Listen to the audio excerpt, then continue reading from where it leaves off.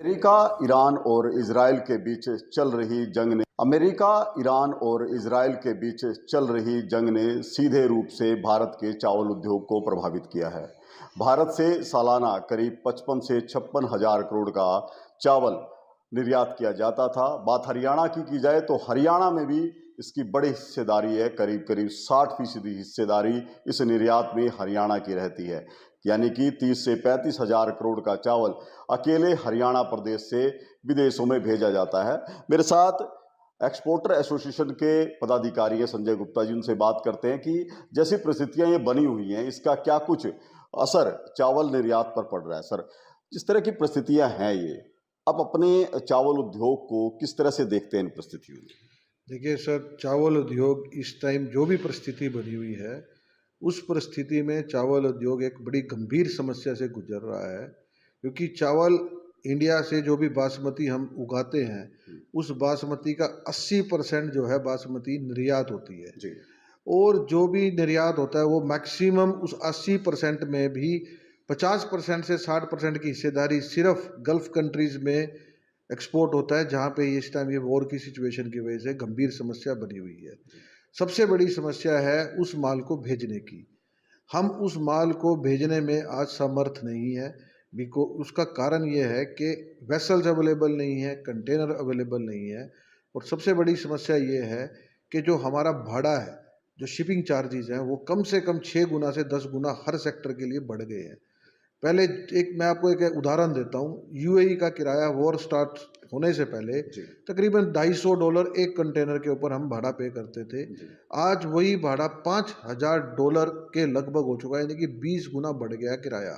और ये समस्या हर जगह की है, चाहे वो यूएई हो, इराक हो, आपका ईरान हो, आपका बहरीन है, कतर है, कुवैत है, हर जगह ये समस्या बनी हुई है। इनफैक्ट आज हम बात करें यूरोप की भी, यूरोप से इस वॉर का कोई मतलब नहीं है, वहाँ का भी भाड़ा डबल दुगने से 3 गुना हो गया है।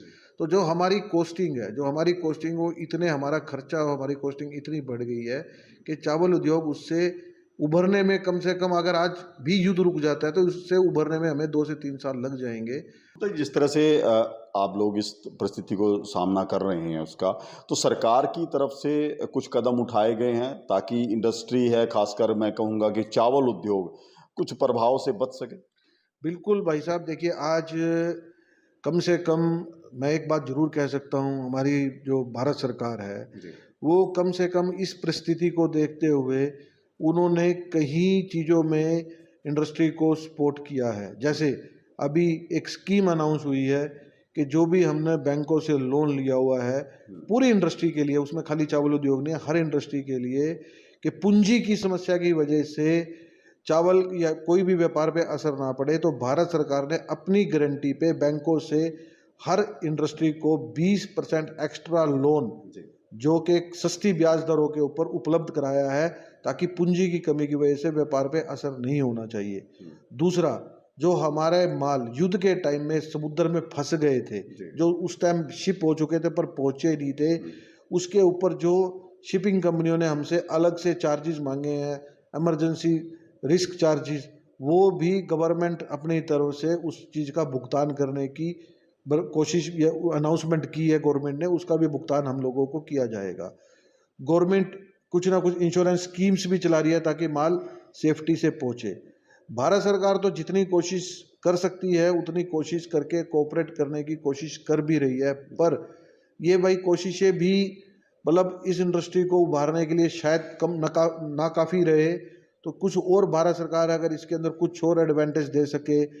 सरकार की तरफ से भी कुछ कदम उठाए गए हैं, लेकिन इस युद्ध से पहले जो डील निर्यात के लिए की गई थी उन पर भी इसका असर पड़ा है। जिस तरह से डील कैंसिल हो रही हैं, पेमेंट समय पर नहीं आ रही, जो भाड़ा लगता था उसमें भी 6 से लेकर 10 गुना तक की वृद्धि हुई है। तो ऐसे में सीधे रूप से बासमती चावल निर्यात का ये पूरा उद्योग